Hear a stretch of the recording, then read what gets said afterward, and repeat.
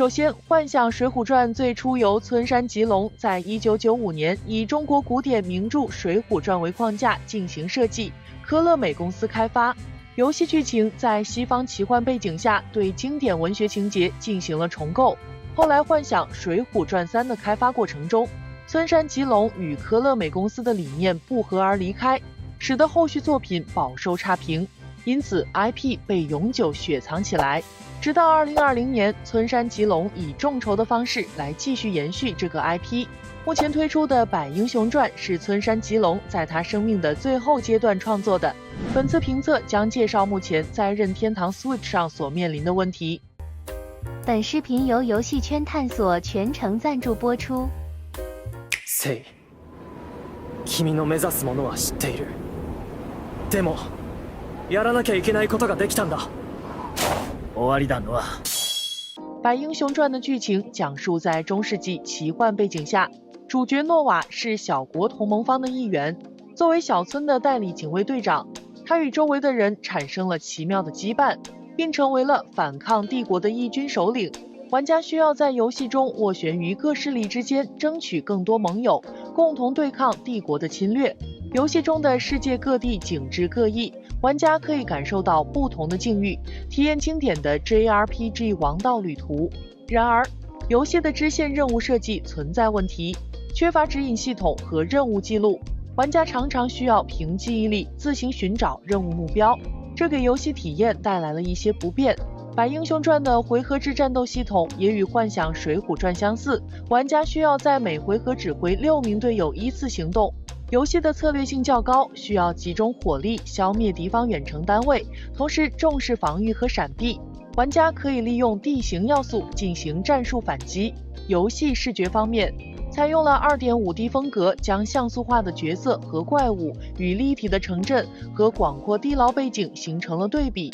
游戏世界设计精良，环境中充满了分支路径，城镇和城市的艺术设计尤为出色，给人一种身临其境的感觉。战斗动画十分精彩，但接下来我们要谈及性能问题。游戏的帧率无法稳定在30帧每秒，经常下降至25帧每秒甚至更低。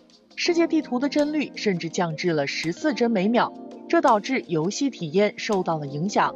游戏经常出现崩溃，而且崩溃往往发生在小编到达地牢尽头时。游戏的内部分辨率也存在波动，加载时间在进出战斗时约为6到9秒，但在菜单之间导航时可能更长。小编作为一个玩过糟糕状态游戏的人，不得不说，帧速率不佳并没有特别影响乐趣，但崩溃就不得不让小编划清界限。配音和音乐则完全是另一回事，游戏大部分对话都有配音。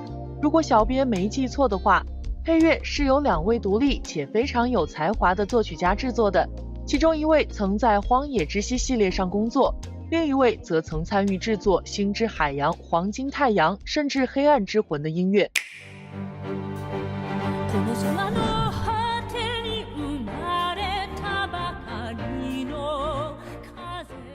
《百英雄传》或许能够满足系列粉丝的期待，但对于广大普通玩家来说可能会有些许不满。